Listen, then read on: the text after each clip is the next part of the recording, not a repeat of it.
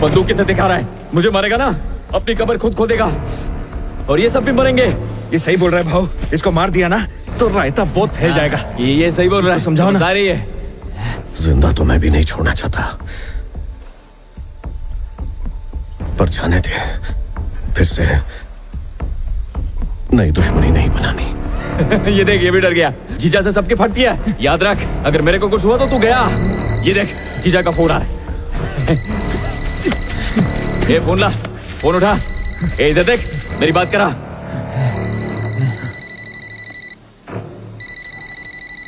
क्या रे मोगलिस, क्या हुआ?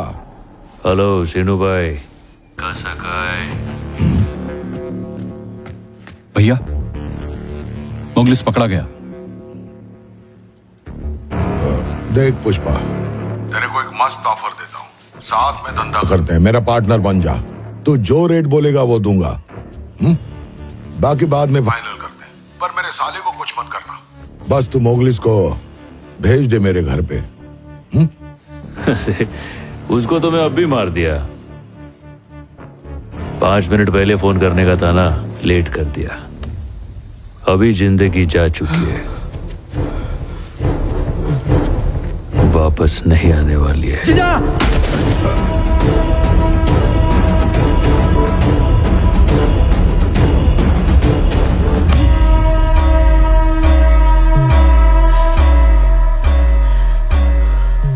क्या भाई, सांप सूंघ गया है क्या?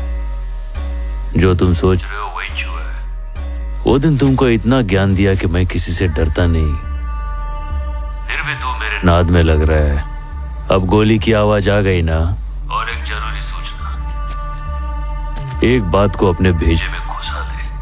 मैं इधर किसी के फट्टे में टांग अड़ाने को नहीं आया, राज करने के लिए आया मैं, झुकेगा नहीं।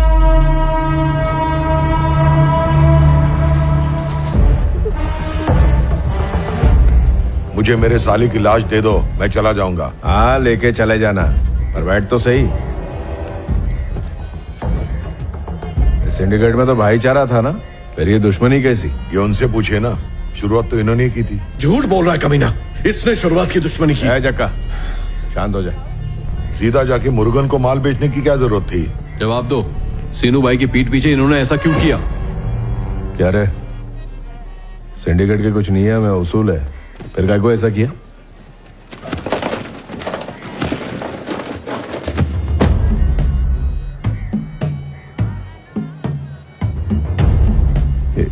क्या ये? 3 करोड़ है। एक टन कितने में बेचा? 1.5 करोड़ में। सही लग रहा है। चिनू, ये सब सच है? एमएलए साहब, मैं हिसाब बाद में दे दूंगा, लेकिन क्या रे, पहले तूने मेरे साले को धोखे से मार दिया और अब सबको भड़का रहा है। मैंने तेरे साले को नहीं मारा, समझा? मैंने कोंडा रेड्डी के खूनी को मारा है। और कोई छुरा लेके जक्का भाई पे हमला करेगा तो मैं शांत बैठेगा? मौका मिलते ही गोली मार के उसका खोपड़ा खोल दिया। पुष्पा, तुझे भी यही बटोक देता हूँ। मेरे को तो लगता है जीजा और साला दोनों एक ही बिरादरी के। हाँ ना, डरता हूँ क्या मैं? हरकत कर रहा है, क्या देख रहा है खड़ा खड़ा? तू समझा रहा अपने भाई को? एमएलए साहब, मेरे साले को मारने से पहले इसने फोन पर मेरे से बात की थी, फिर भी मार डाला। मेरी तरह तूने भी तो 5 मिनट लेट फोन किया होगा ना, तभी तो इतना बड़ा नुकसान हुआ। बंदूक साइड में रख, पहले पैसे की बात निपटा। और हाँ, तू तो बोल रहा था 1 टन के सिर्फ 50 लाख मिलते हैं, इसे 1.5 करोड़ कैसे मिल गए? हमने भी इससे यही सवाल पूछा।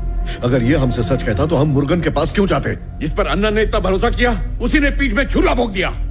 क्या शिनू भाई, चुप क्यों हो? एमएलए साहब पूछ रहे, जवाब दो। अब तुम सबको जवाब देना पड़ेगा क्या मुझे? तुम्हारे वास्ते इतना कुछ किया, सब भूल गए? हाँ ठीक ही तो है, आखिर हम सीनू भाई को सवाल ही क्यों कर रहे हैं? भूल गए इन्होंने हमारी कितनी मदद की है? ये ना होते तो चेक पोस्ट भी क्लियर ना हो पाता। वो सारे एहसान क्या मायने नहीं रखते? सुन बाबा, कुछ भी मत बोल, मैं भी माल पहुंचा के ही आ रहा है। तुम लोग भी पुलिस को पैसा खिला के गए, मैं भी पुलिस को पैसा खिला के गया। तुम लोग जितना कमीशन देता है उसका डबल कमीशन मैं देता है। फॉरेस्ट वालों को, रेवेन्यू वालों को, आईडी वालों को, चेक पोस्ट वालों को, पुलिस वालों को, सबको पैसा खिलाएंगे तो हमारे पास क्या बचेगा? हम सबको मिलके 1 कमीशन देना मांगता है, उसके बाद अपने पास पैसे का ढेर लगेगा, 25% ज्यादा पैसा बचेगा। फिजूल खर्चा हो रहा है ना। शीनू भाई को बीच में से हटा के डायरेक्ट मुरुगन को माल बेचा तो 1.5 करोड़ में माल बिका है। अभी हम सब लोग ने मिलके एक रेट उसके साथ फिक्स किया तो 2 करोड़ भी मिल सकता है। क्या बोला? 2 करोड़?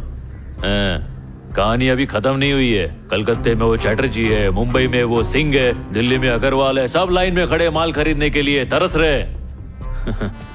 अपने पास जो चीज है ना वो दुनिया में किधर भी नहीं मिलती है, सिर्फ अपने इलाके के जंगल में मिलती है, और ऐसी क्वालिटी और किधर भी नहीं है। तो जब माल अपने पास है तो हम उनके आगे भीख काहे को मांगे? अपन मुंह फाड़ के पैसा लेंगे। मार्केट में कंपटीशन बनाने का, फिर देखो अपना माल किधर किधर बिकता है। और हो सकता है उतने माल का अपन को 3 करोड़ मिले। अगर इस हिसाब से चले तो अपने एमएलए साहब के झोली में खाली कमीशन का 20 करोड़ आ जाएगा। हाँ भाई, पुष्पा बिल्कुल सही कह रहा है। ऐसा आदमी हमारा सिंडिकेट संभाले, इसी में हमारी भलाई है। नाव में बैठकर जाल फेंकना बहुत आसान है, पानी में उतरेगा तो बड़ी मछलियां खा जाएंगी। पुष्पा, बैठकर एमएलए साहब को प्लान समझा। आ बैठ।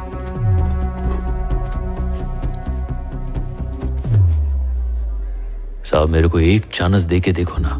इन लोग को इतना पैसा दिखाएगा कि इन्होंने आज तक देखा नहीं होएगा। क्या सोच रहे हो साहब? मेरे पे ट्रस्ट नहीं है क्या? ये वर्दी वाले आज तक मेरा माल कभी पकड़ नहीं पाए। यही तो कलाकारी है अपने पास। अपने पे भरोसा करो साहब। 2 टन ज्यादा दाम पर बेच दिया तो सब उसकी तरफ हो गए। इसे आए हुए 2 महीने ही हुए हैं और 2 लोगों की मौत हो गई। पता नहीं आगे चलकर कितने लोगों की लाशें दिखेंगी। एक बार ये भी सोच लीजिए। क्या साहब, ये तो अभी बच्चा है, इसकी बातों में आकर गलती मत कीजिए। अगर इस छोकरे से कोई गलती हो गई ना तो साहब हम सब बर्बाद हो जाएंगे। हाँ भाई, मुझे भी इस आदमी पे डाउट हो रहा है। इस काम का सबूत तो सबके सामने पड़ा है। अब से सिंडिकेट का सारा काम पुष्पा ही संभालेगा। जिसको भी अपना माल बेचना है पुष्पा को ही बेचेगा।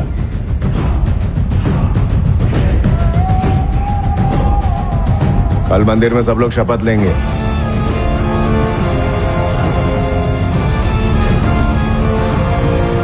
ऐसे गाड़ी में रखवा दे।